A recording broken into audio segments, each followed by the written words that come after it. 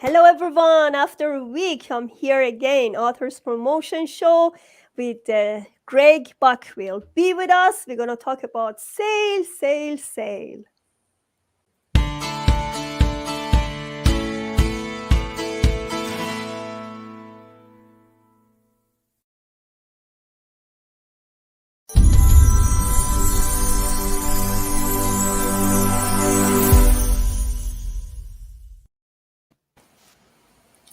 Welcome to my show, Greg. Well, thank you for having me. It's my pleasure. So, to be honest, I love your book, and it's so interesting that you started working as a salesperson when you were a child. And you started with the rabbit industry and then horse. You had a really interesting trajectory. So tell us about sale. First, tell us about your book. How did you end up to write this book? And how um, and why do you want to talk about this today with us? You already published this book. I saw it, and you got a very good ranking as well. Well, thanks for having me. And, I've had a passion for sales for a really long time. I didn't recognize what it was when I was 9 years old, setting up a lawn care, business. But, through raising rabbits and selling horses and dogs and I had an animal feeds distributorship. And those were all steps that I maybe didn't really know where all those steps were going to take me, but I really ended up with a passion for sales and for customer service and for meeting people's needs. But throughout the 4 decades that I've been in sales, I really recognized maybe in the final chapters of my career that those that enter the arena of selling oftentimes leave because they fail to get the correct coaching or mentoring or training. And so I decided to write this book, which was maybe a 15 or 20-year goal that I wasn't sure I'd ever do. But in retirement, 3 months into my retirement, COVID hit, and I really had a lot of time on my hands to do it. So I said, I'm going to do it. And so my book title is Trajectory. And the book really is pointed at those at the front end of their sales careers. And my hope is to guide them around the potholes and the landmines that I stepped into. I'm very transparent in my book with my own failures, the things that I did right, the things that I did wrong, the things that don't work. And so my hope would be to really see people utilize my playbook as a guide to learn how to do it. I literally tell them, do this, don't do that. So give me some tips about sales. I just want to start from the beginning. What age you been when you start rabbit industry, and what did you do exactly? Well, I really didn't know what I was doing when I was a kid. I really didn't even know that I was in sales. I was just trying to make some money. I learned early as a 9-year-old cutting lawns that I could I could make some money, and it wasn't a lot at the time, but I remember clearly my parents giving me 25 cents to put out the garbage every week, but I could cut a lawn for $2. Like, I was rich. And then, from there, I started raising rabbits. That was a few years later. And that was really, really profitable. And, I was able to make a deal with an adult lady who was actually selling rabbits to grocery stores. And so, I would raise them up to about 4 pounds and then sell them to her, and she would sell them to the grocery stores. And, then one day, I don't know, a dog or a coyote killed all my rabbits overnight, and it left me with one. And Oh, so that kind of put me out of the rabbit business. But I was raised on a horse ranch, what age you been there that time? 13. Oh, okay. Yes. And, even there, I started to realize that, I really liked the feel of money. And so when I was 16, I actually decided one Christmas to buy thousands and thousands of poinsettias from a flower grower. And I sold them to all of the minor hockey people around our community who were needed to raise money for hockey tournaments. And so I bought thousands, about 5,000 poinsettias, and I was able to sell them all. And, uh, that just kind of triggered, more money in my pockets. And, it was kind of a one-time thing. But, then around 17, I really started to, I don't know, watch my dad wheel and deal in the horse business. And I was able to buy a 1-day old foal for $3,000, really high quality breeding. And I sold her a year later for 8,000. So now I really had some money in my pockets. Wow, that's And amazing. I was still in high school. And so it really became a whole bunch of little stepping stones toward becoming uh, a real salesperson. I don't think I was a sales professional back then because I really didn't know what it took to be that person. But the life insurance business was probably when I really started to learn how to do it and how to really conduct myself as a professional. Back then, we all wore suits and ties, and we at least looked the part. And I was I was coached and mentored by someone, but it wasn't the business that I wanted to do. I did really well in it, but I just knew that I didn't want to do it forever. And from there, I recognized that I really needed more training, and so uh, I got a job at a men's clothing store, and that taught me how to sell other things and sort of person to person. So there's many steps, and then spent really probably 30 years in the electrical business and the pneumatic, hydraulics, really industrial sales. So my book is really wrapped around how to make a sales call. What are the actual steps involved in making a sales call? Because it is a process. Uh, Oftentimes people think that, if you can talk well and schmooze well or do those kinds of things that you'll succeed. But there really is a process, and the best listeners make the best salespeople. So give me an example from good sale that you were so happy with it and it was a high ticket sale. Yeah, tell me about it. And what was your strategy? Well, in the early days, it a sale that started out really small turned out to be something really large, but it took time to cultivate a relationship where I talk about in my book about the success triangle. And if you draw a triangle and you write the word know, KNOW, know, like, and trust, trust goes across the bottom. It took time for me to develop that success triangle with every single customer, but one in particular, my first sale to him was $96.30. And over a few years, we developed a relationship where he got to know me, like me, and trust me. And I really liked dealing with him. He was fair, he had high integrity. And we grew that business to over $200,000 a year. So that was very satisfying. And then way later in my career, just before I retired, I was able to put together a large project for a cannabis operation in British Columbia, and our sale was 1.3 million. So it's interesting to me the different sales that brought a great deal of satisfaction.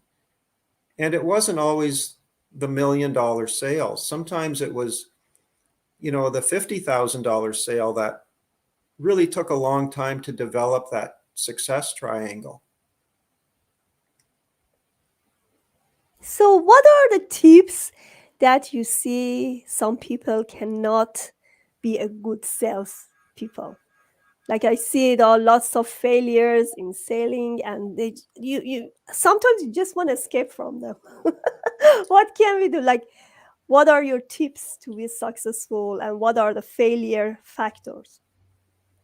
Well, I think, I've heard a lot of stories, and I've actually shared some of the stories in my book where I actually interviewed 6 successful salespeople. Some were in sales 2 years, some 5, some 35. And I asked them all the same questions.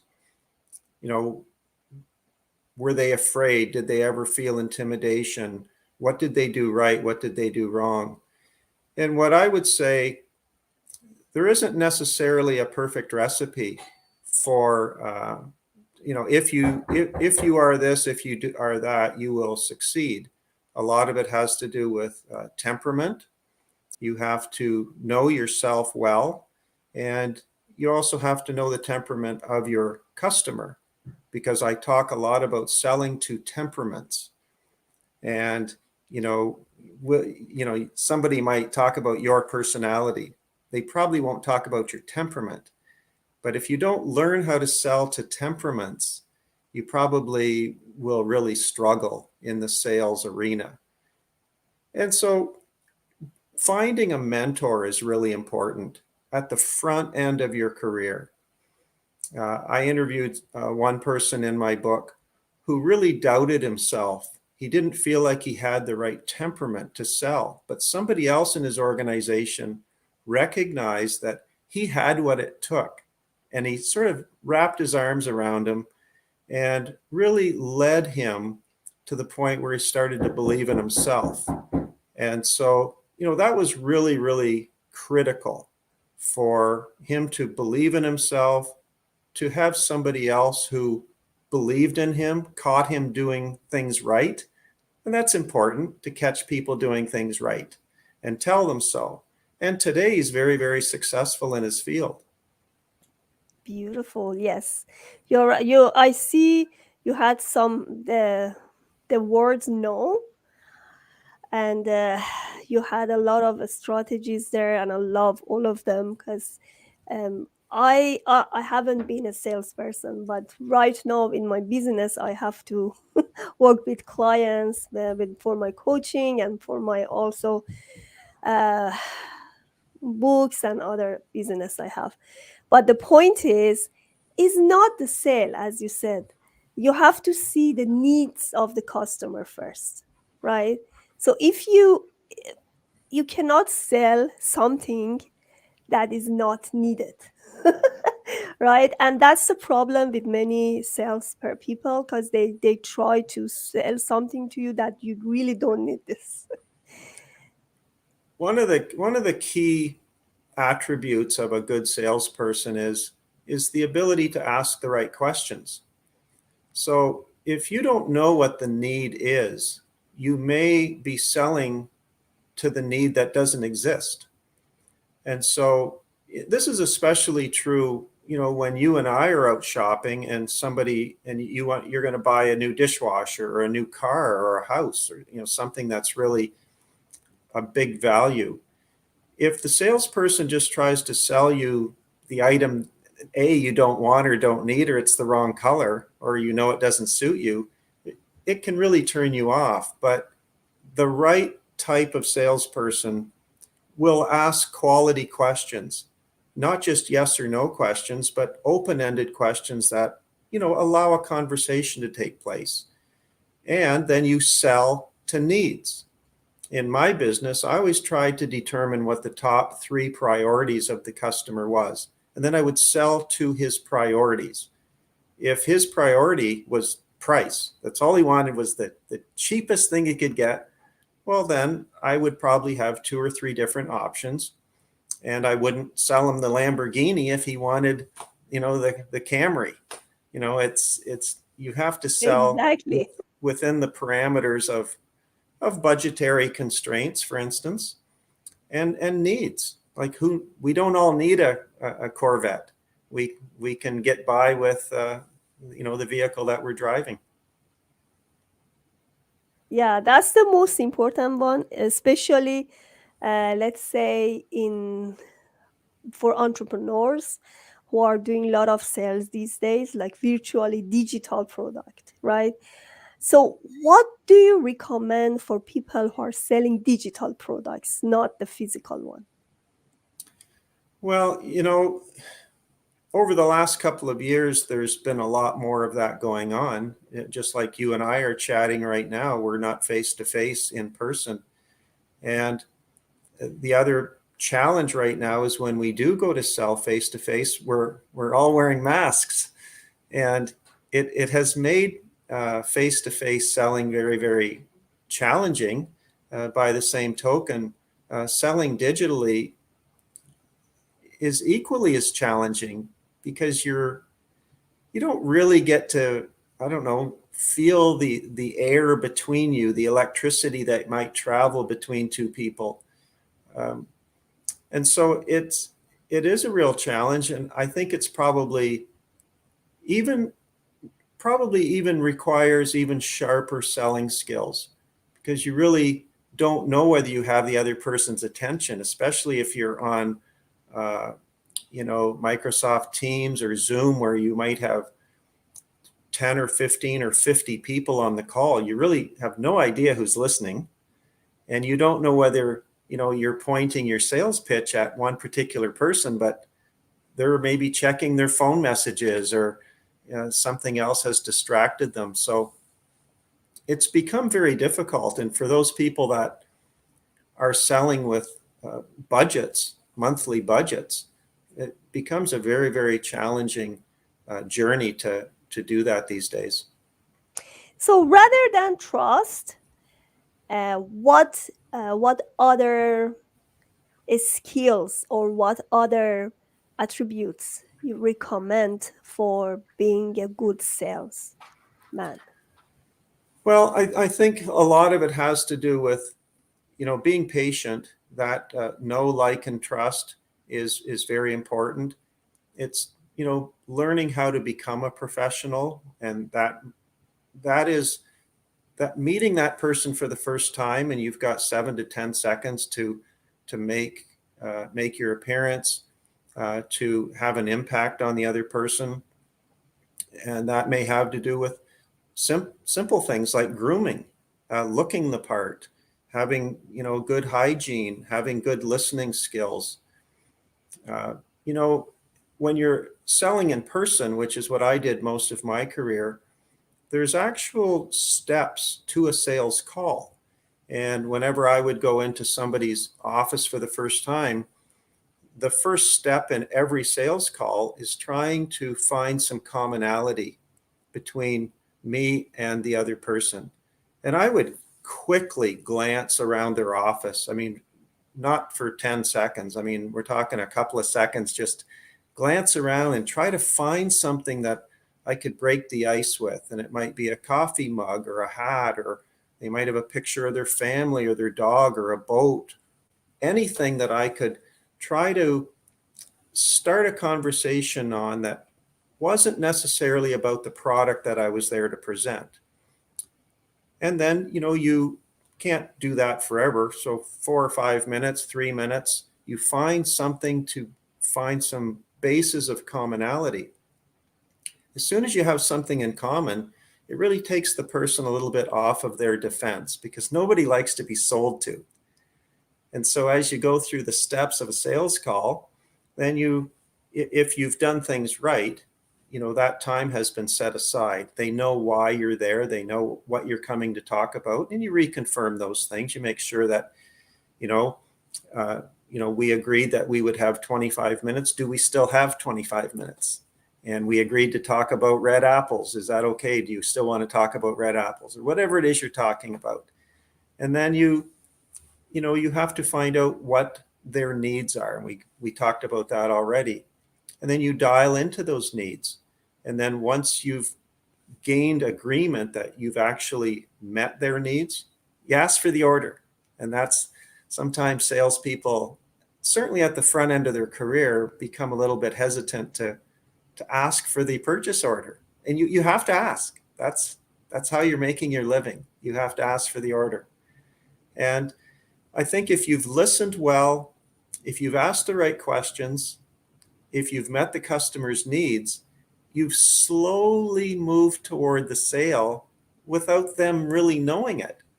And if they say yes enough times, pretty hard for them to say no when you ask for the order. Oh, that was interesting. Thank you so much.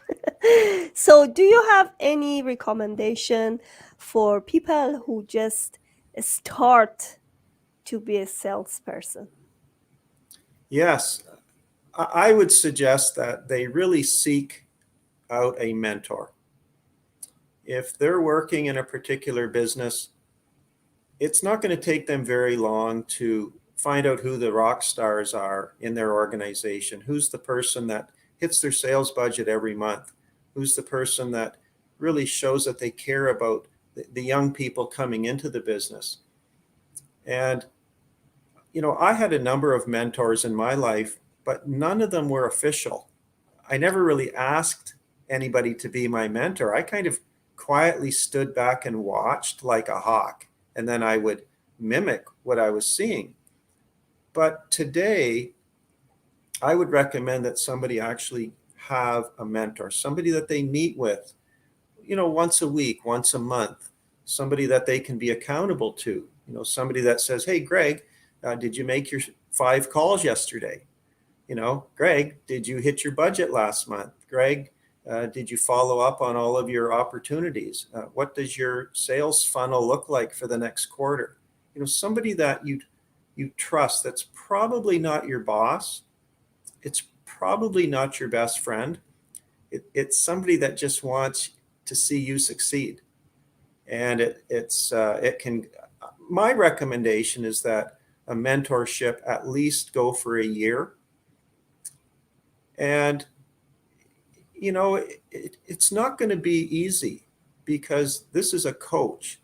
And if you watch professional sports, coaches aren't their players' best friends all the time, but they're doing things that help them succeed.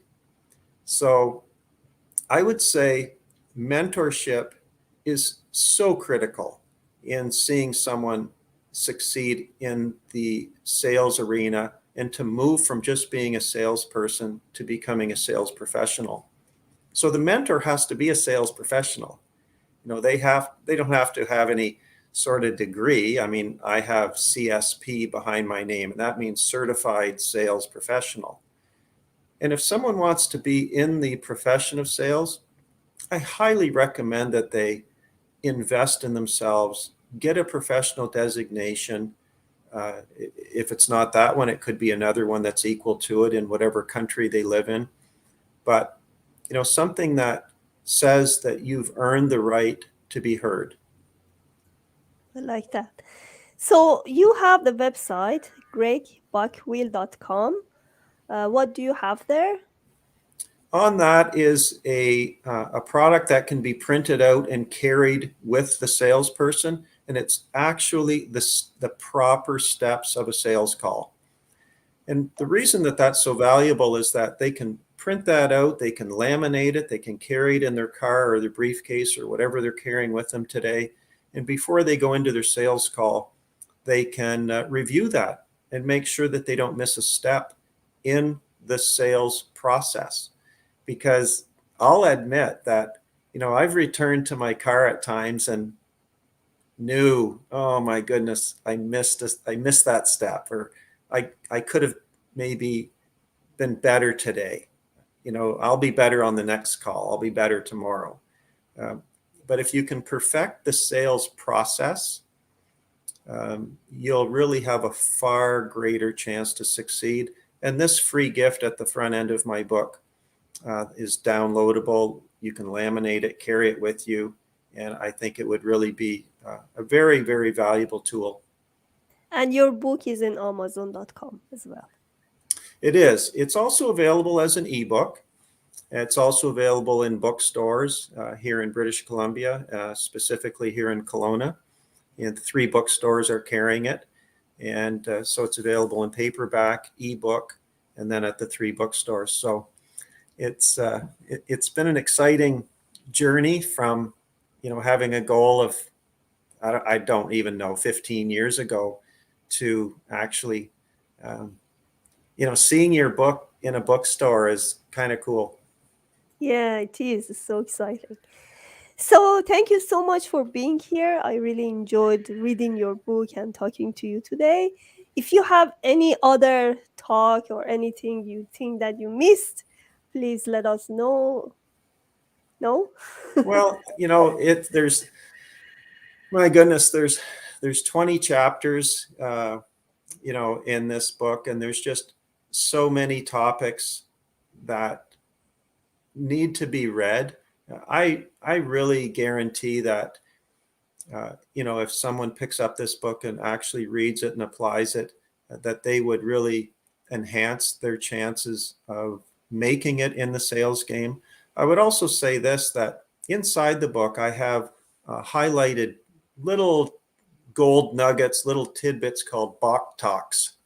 And, those are gold nuggets for those people who perhaps already are sales professionals, but are just little snippets of things that they probably already know are true, but maybe have forgotten. And, a Bach talk number 1 is you're always on stage. That's the name of it.